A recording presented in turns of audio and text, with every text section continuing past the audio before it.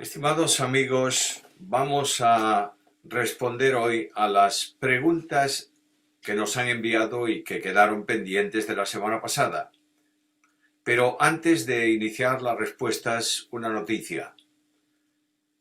El viernes día 12, Dios mediante, iniciaremos una nueva serie de estudios que tienen que ver con la doctrina sobre ángeles, Satanás y los demonios. Lo haremos el viernes día 12 para dar una semana de tranquilidad, de descanso entre el tema de profecía que hemos terminado y este nuevo estudio que vamos a arrancar si el Señor lo permite. De manera que dicho esto, lo recordaré al final, arrancamos con las preguntas que tenemos pendientes y que la primera de ellas viene o procede de alguien que pone para edificación, y la pregunta es esta: ¿cómo será la vida durante el milenio y la convivencia de los creyentes transformados y de los hombres en la tierra? Bueno, la vida en el milenio estará gobernada, regida, dirigida por el Rey que gobierna y que rige los destinos de la tierra, el Señor Jesucristo. Habrá personas vivas, físicamente hablando, que entren al reino milenial, y personas que pertenecen a generaciones pasadas, tanto de la antigua dispensación como de la Iglesia y también de los muertos durante la tribulación, que con cuerpos transformados vendrán con Cristo para reinar y disfrutar del reino milenial aquí en la tierra.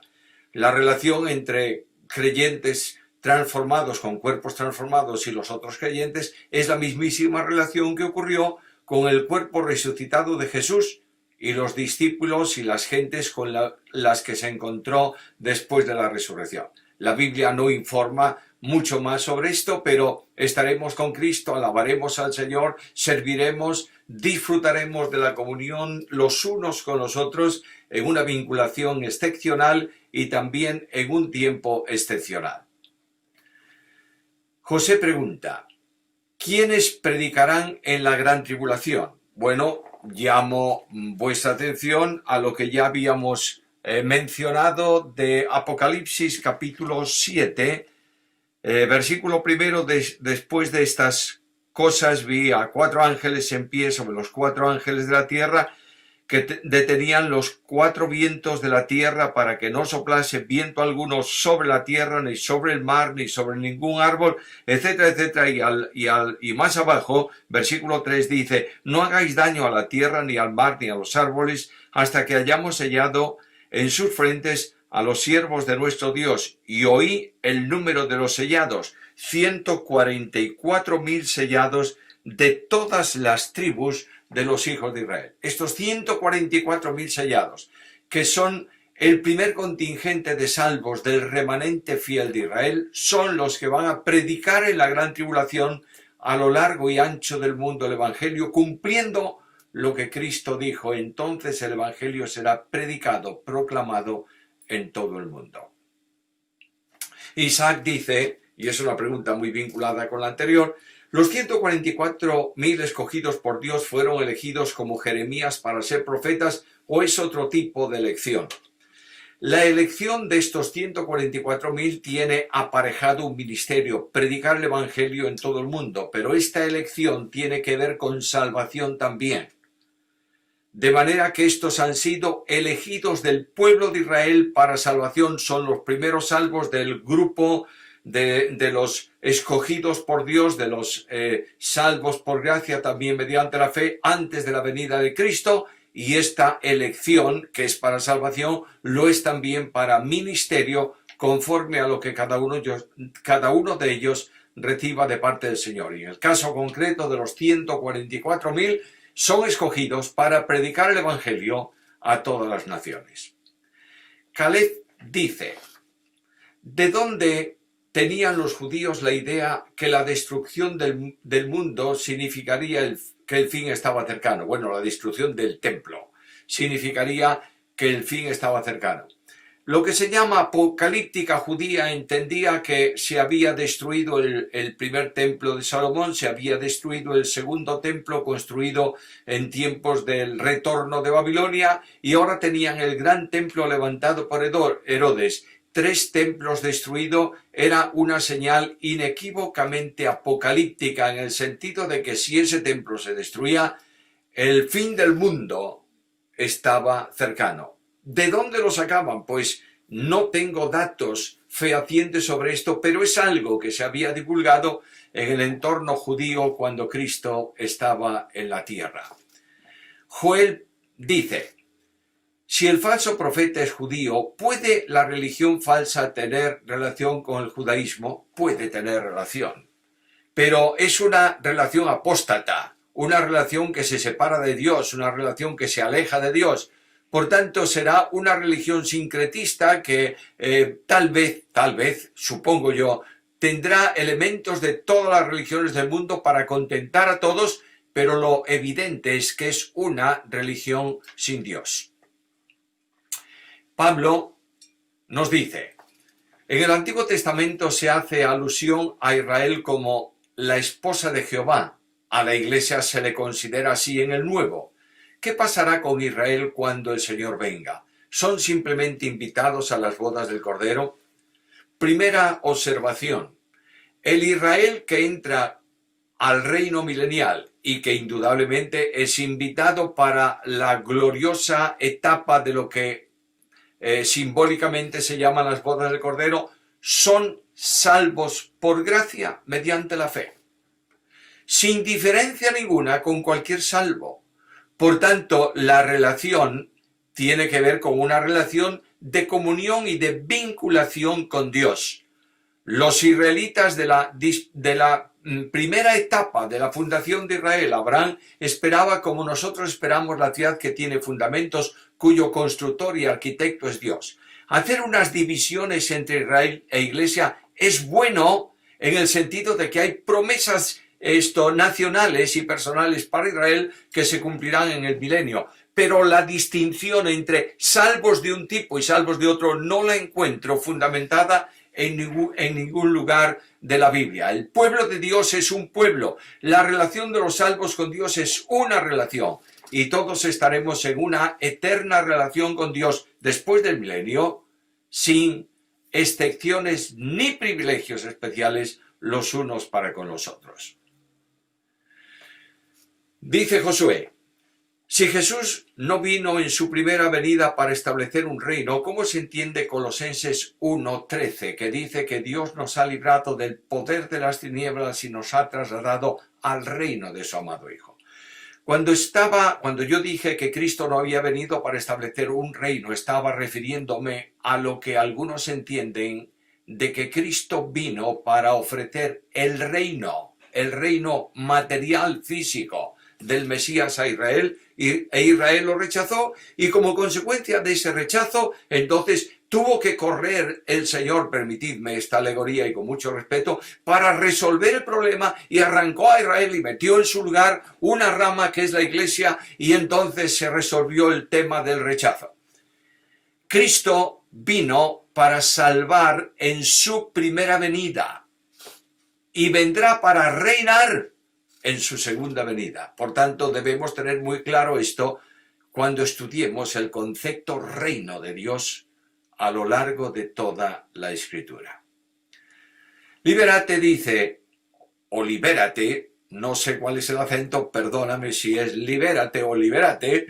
Si el arrebatamiento es una venida del Señor, entonces su segunda venida sería una tercera. ¿Cómo se entiende? La venida del Señor en el sentido de recoger a la Iglesia no es una venida a la tierra, sino un encuentro con la Iglesia en el aire. Por tanto, no podemos mencionar como segunda venida.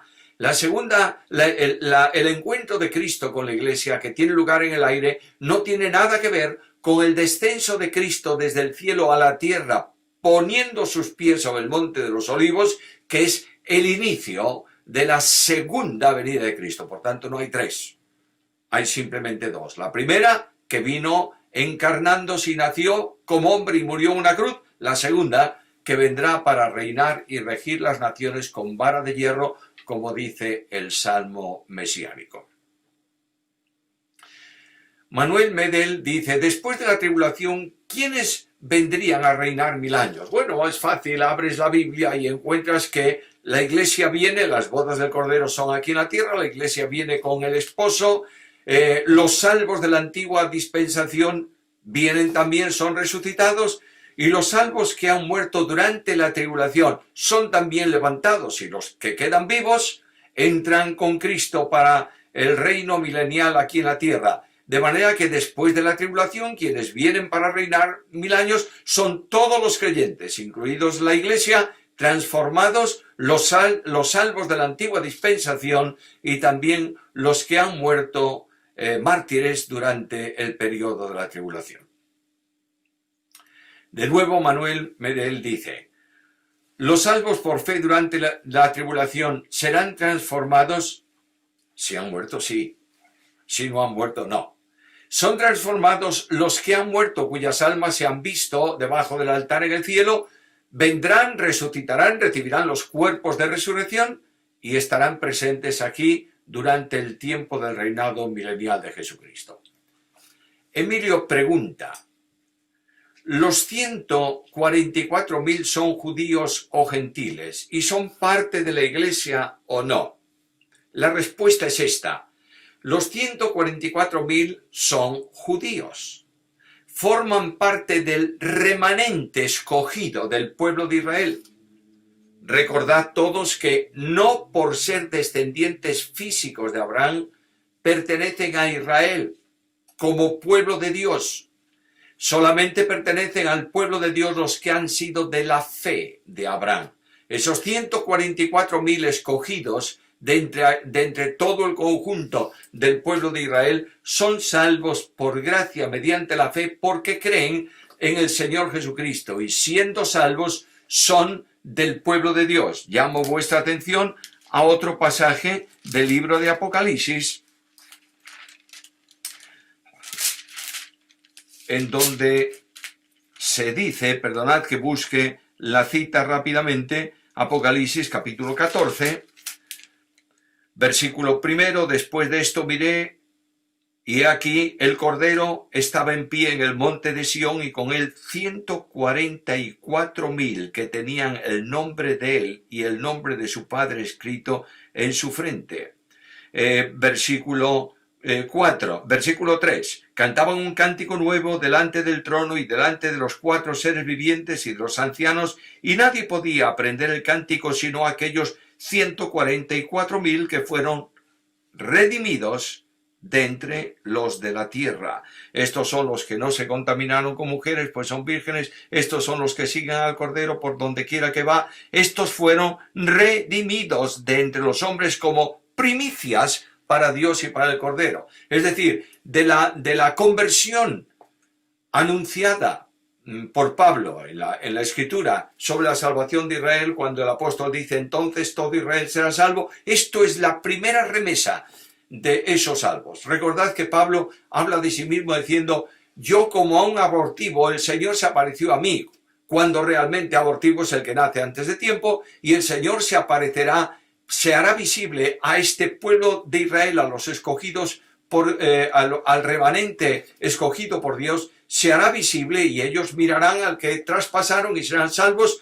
Y anteriormente a eso, Pablo, como un abortivo, uno que nace antes de tiempo, que no está comprendido en ese grupo, fue salvo también porque Dios lo escogió, lo eligió y lo salvó por gracia mediante la fe, como cada uno de nosotros. De manera que los 144.000 son judíos, son del pueblo de Dios, son salvos por gracia. Y aunque la iglesia está transformada, la iglesia es la expresión del reino en la actual dispensación. Habrá otra manifestación del reino en el milenio y esa manifestación segunda absorbe también a la primera y así sucesivamente hasta el reino eterno de Dios en cielos nuevos y tierra nueva. Saúl pregunta, si los sellos se inician desde el comienzo de la tribulación, ¿cuánto durará el falso tratado de paz con el anticristo? Bueno, el tratado va a durar durante todo el tiempo de la tribulación. En la mitad de la semana quebranta ese tratado, pero esa alianza pecaminosa establecida por el Israel no salvo con la muerte perdura, y serán juzgados antes de la inauguración del reino, y serán arrojados a las tinieblas de afuera. Por tanto, el pacto en sí será quebrantado a la mitad de la semana, es decir, a los 3 años y medio, para convertir al anticristo en la figura nuclear de toda la religión y de toda la adoración. Pero ese acuerdo con el Israel no salvo persiste hasta el final. A ver si lo explico claramente. Se establece un pacto. Luego, al principio de la semana se confirma el pacto. Luego, a la mitad de la semana se quebranta el pacto. Pero el pacto es un pacto elaborado por Satanás, celebrado de acuerdo con el Israel apóstata, y esa situación persiste hasta la segunda venida del Señor Jesús. Pregunta Emilio: ¿cómo se explica Apocalipsis 13:6 cuando dice mano derecha y frente si la señal no es un chip? Bueno, frente habla en la Biblia de reflexión, de pensamiento. Manos habla de servicio. De manera que en Deuteronomio capítulo 6 dice que la ley de Dios estará sobre tu corazón, la escribirás, la tendrás en tus manos, la atarás en tus brazos, etcétera, etcétera, etcétera. Hay que tener en cuenta la figura simbólica que para Israel representaban ciertas cosas, como la frente, lugar de pensamiento y de reflexión, como las manos, lugar de servicio. Y la mano derecha, además de servicio, es mano de acción, de fortaleza. Lo que está diciendo es que habrá un elemento que va a distinguir a toda la sociedad entonces, y que será que controle el pensamiento reflexivo de los hombres y también todas las acciones de los hombres. Dije el primer día que un chip es una pura leyenda que algunos establecen porque se toma el Apocalipsis y se toman las profecías que tienen que ver con los tiempos finales para montar una auténtica novela de ciencia ficción. Se habla de los escorpiones que se ven en Apocalipsis como carros de combate. No dejes volar la imaginación. La Biblia es una panorámica. Y lo que nos está diciendo es que quien no acate la señal constitucional del reino del anticristo no podrá hacer nada ni operar en nada.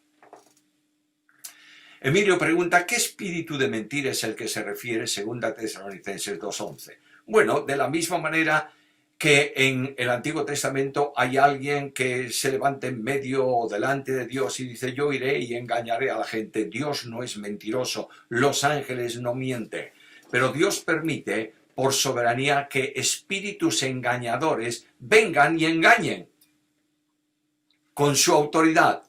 De la misma manera que pidieron autoridad para ir a los cerdos los endemoniados de Gadara porque necesitan permiso para ciertas acciones, así ocurrirá también. Un espíritu de mentira que va a ser creído por los hombres. Y esos no creerán en Cristo y serán condenados, no tendrán salvación. Saúl Carrera dice: en Apocalipsis 20:15 se dice que el que no se halló inscrito en el libro de la vida fue lanzado al lago de fuego. Los inscritos estuvieron ante el tribunal de Cristo. ¿Cómo se explica esto? Los inscritos, es decir, los salvos, inscritos en el libro de la vida, la iglesia el grupo de creyentes de la iglesia, comparece ante el tribunal de Cristo de ese grupo de salvos que están inscritos en el libro de la vida del Cordero. Pero al final del tiempo, todos los que van a comparecer ante el trono blanco, ninguno de ellos es creyente. Ninguno de ellos es de los que, inscritos en el libro de la vida, comparecieron ante el tribunal de Cristo. Esos recibieron recompensas, esos no comparecen en el trono blanco. En el trono blanco o al trono blanco o ante el trono blanco, son llamados aquellos que no creyendo en Cristo han sido muertos, serán resucitados, e incluso los que puedan estar vivos no creyentes después de aquella tremenda conflagración en el mundo. Todos estos van a ser llamados ante el trono blanco y se van a abrir los libros de la vida y se va a verificar que esta persona no está escrita en el libro de la vida, por tanto su destino es el lago de fuego con el demonio y sus ángeles. Feliberto pregunta si Hebreos 9:28 no refuta el arrebatamiento. Pues vayamos a Hebreos 9:28 y leamos el texto, y dice la palabra del Señor: así también Cristo fue ofrecido una sola vez para llevar los pecados de muchos, y aparecerá por segunda vez sin relación con el pecado para salvar a los que le esperan. Cuando Cristo venga a la tierra no va a venir, no va a aparecer para morir, va a aparecer para reinar y para liberar de la opresión a aquellos que, habiendo creído en Él, son afligidos por el anticristo y por el sistema demoníaco que estaba gobernando la tierra. La aparición de Cristo va a ser una liberación de todos esos. Hay muchos de Israel que fueron llevados al desierto en el sentido simbólico y cuidados durante ese tiempo. Están los 144.000, están personas de las naciones que por la predicación han creído y están vivos.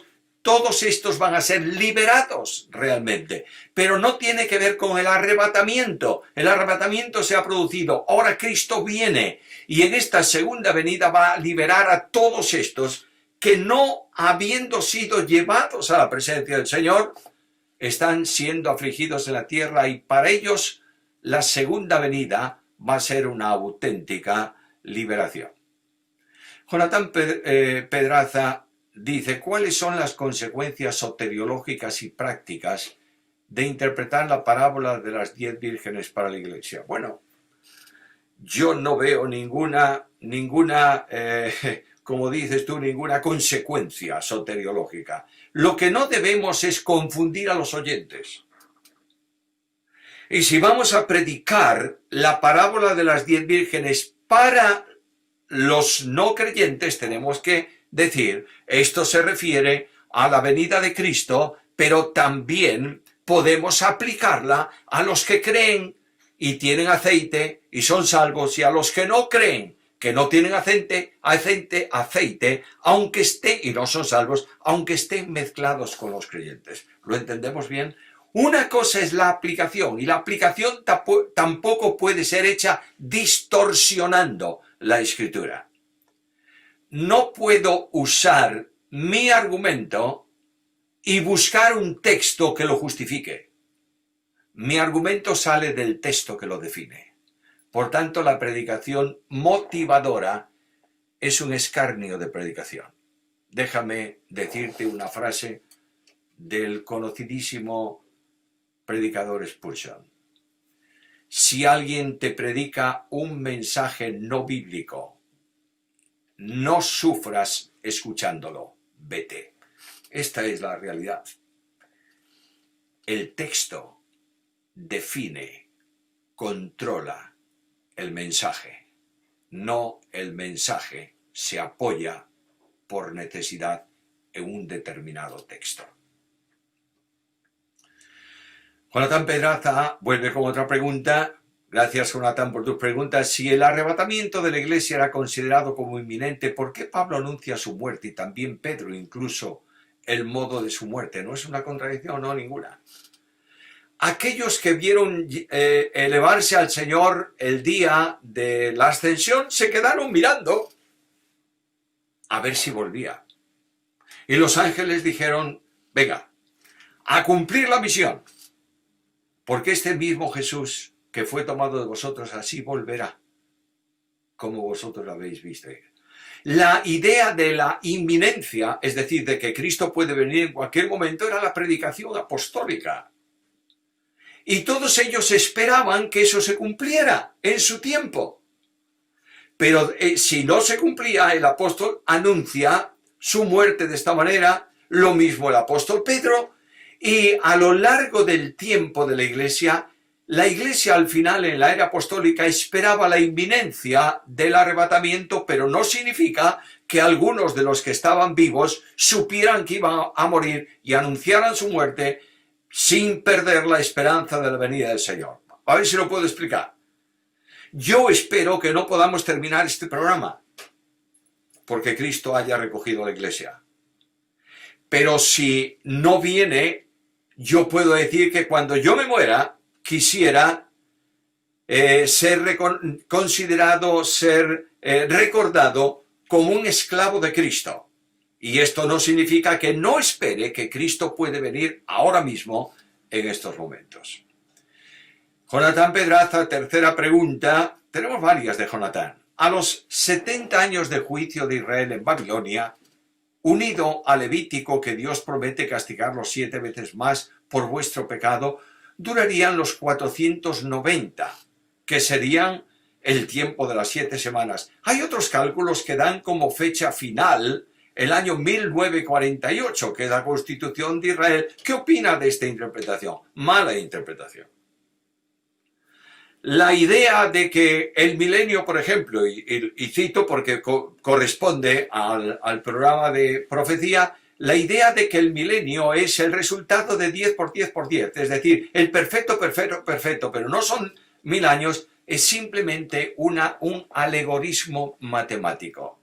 No hay una interpretación numérica de ese tipo que justifique, salvo cuando la Biblia dice los tiempos, las señales, las medidas, y a eso tenemos que ceñirnos.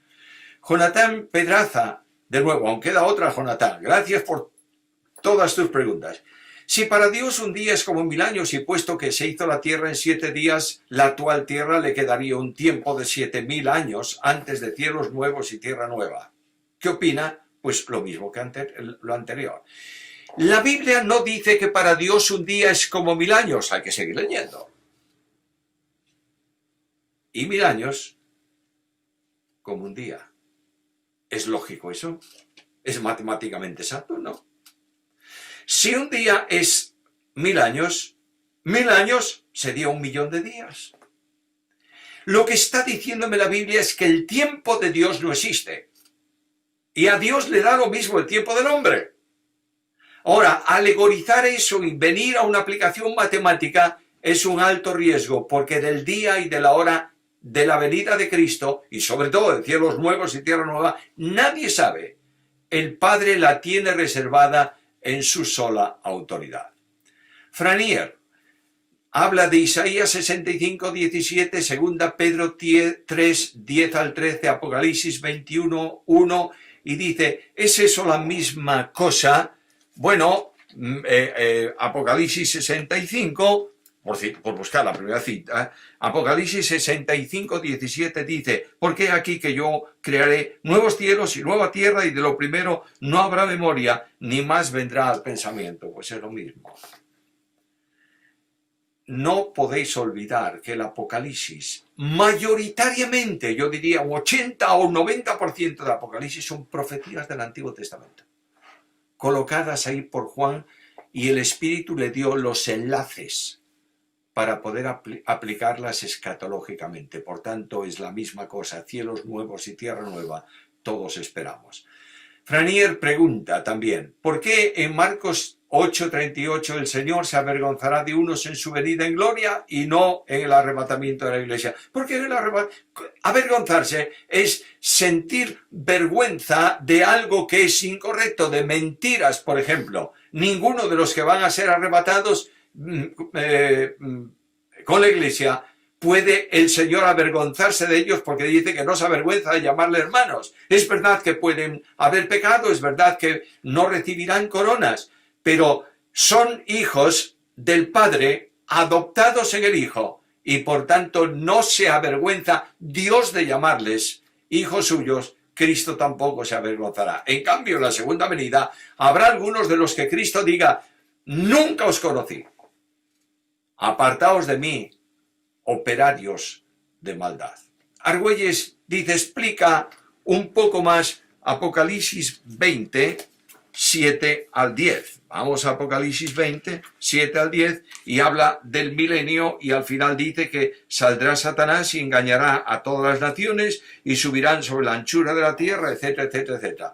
Después del milenio, durante el milenio, Satanás está atado, incapaz, imposibilitado para actuar. Inmediatamente que el milenio concluye, Satanás es desatado y engaña ¿a quiénes? A los que, habiendo nacido durante el tiempo milenial, no son salvos, no han creído, no han sido regenerados, y los conduce para la última rebelión contra Dios. Y estos se levantan contra Dios y Dios interviene definitivamente, barre de la tierra toda la rebeldía, purifica cielos y tierra, creando o reproduciendo o recreando cielos nuevos y tierra nueva, y pasando ya al reino eterno de Dios, en una dimensión que nosotros nunca hemos conocido, pero que será la culminación del glorioso reino de Dios o reino de los cielos. Casio Paz dice: usted se está diciendo que los escribas o copistas tuvieron un error de dedo y que Dios lo permitió. Vamos a ver. No hay ningún error de ningún tipo, ni de letras, ni de números, ni de palabras en los originales. El original es la única parte inspirada de la palabra de Dios. Los copistas pueden copiar una línea, descansar y volver, y un poco más abajo al día siguiente ya copiaron un poco más y olvidarse exactamente dónde estaban y volver a copiar de nuevo esa línea, como aparece en algunas epístolas del Nuevo Testamento. Pueden leer 666 en números y escribir 666. No hay ninguna maldad, no hay ningún tipo de engaño, pero están haciendo una copia, y la copia no es inspirada. Se ajusta al original inspirado, y es el original el que le da la autoridad. Por tanto, sí hay posibilidad de que los escribas y los copistas tuvieran un error de dedo, es decir, de escritura, y Dios lo permite, porque el hombre es limitado. Pero lo que yo sí tengo claro es que todos cuantos errores hay en las copias del Nuevo Testamento, ninguno afecta a doctrina. Por tanto, confiemos en nuestras versiones. Bueno, en las versiones que traducen los originales, no en las paráfrasis ni en la historia, ni en algunas Biblias que eliminan justificación y la convierten en amistad con Dios. Ni en algunas Biblias que dicen que un viento divino corría sobre la superficie de las aguas en la creación. Eso es deformación, distorsión, y yo diría que es pecado en la traducción de la Biblia. Podemos y existe una dinámica, una aplicación dinámica, una traslación dinámica que permite hacer el cambio de una palabra por su equivalente, pero no desvirtuarla. Es muy solemne. Elige versiones que se ajusten a los originales griegos y hebreos del Antiguo y del Nuevo Testamento. Javier Núñez nos dice: ¿cuáles son los países que compondrán el Imperio Romano? Bueno, mi querido amigo, es que los países de hoy no están en la Biblia, salvo algunos nombres que se citan específicamente: Egipto, España, pero el territorio de España de hoy no es el territorio de Hispania del Imperio Romano. Lo que está diciendo es que el mundo occidental, llamémosle así, todos los países que han surgido de ese Imperio Romano renovado, posiblemente sean todos los países que componen hoy, que forman hoy el mundo llamado mundo occidental, que no solamente es Europa, es también América, es Australia, es Nueva Zelanda, pero por favor, no fijemos fronteras territoriales del mundo de hoy para referirnos específicamente al mundo bíblico. Vanessa Salazar dice: ¿quiénes serán salvos durante la tribulación? ¿Solo judíos? No. Por supuesto hay un grupo remanente del pueblo de Israel que será salvo en la tribulación, pero serán salvos millones de personas a lo largo y ancho de la tierra en respuesta al mensaje de predicación del Evangelio por medio de los 144.000. El Espíritu Santo redarguye, acusa de pecado o evidencia el pecado, redarguye también el corazón de justicia, conduce a las personas a creer el mensaje del Evangelio, se salvan por gracia mediante la fe, son regenerados y justificados delante de Dios, y en esto no hay excepción ninguna para Dios. No son judíos de primer nivel los salvos y personas de segundo nivel los gentiles que acaso pueden ser salvos. Serán salvos y son salvos todo aquel que cree en Cristo y deposita su fe en Él. Última pregunta. ¿Cuál podría ser la marca de la bestia? ¿Tiene un significado simbólico? Creo que lo he dicho en el estudio. 666. 6 es el número del hombre. 666 es el superlativo absoluto para un hebreo. Directamente diría hombre, hombre, hombre. Por tanto, el sentido, el significado es que el hombre será situado en el centro y Dios excluido, tanto de la religión como del gobierno. Y el mayor ejemplo es que un hombre estará sentado en el lugar que corresponde al Dios del cielo para ser adorado. De manera que aquí tenemos el simbolismo. Quiero daros las gracias a tantos que habéis estado viendo, siguiendo estos estudios de profecía, y quiero recordaros que el viernes día 12 de este próximo mes, si el Señor no viene antes, y espero que venga, entonces no hay programa, si llegamos al día 12, abriremos una nueva etapa de estudio y vamos a estudiar los ángeles, Satanás y los demonios. Mientras tanto, pido para todos vosotros una bendición del Señor y que se cumpla en cada uno de vosotros lo que la palabra suya dice en Santiago 4:6. Pero Él da mayor gracia. Gracia para la santificación, gracia para las pruebas, gracia para la esperanza. Que Dios os bendiga.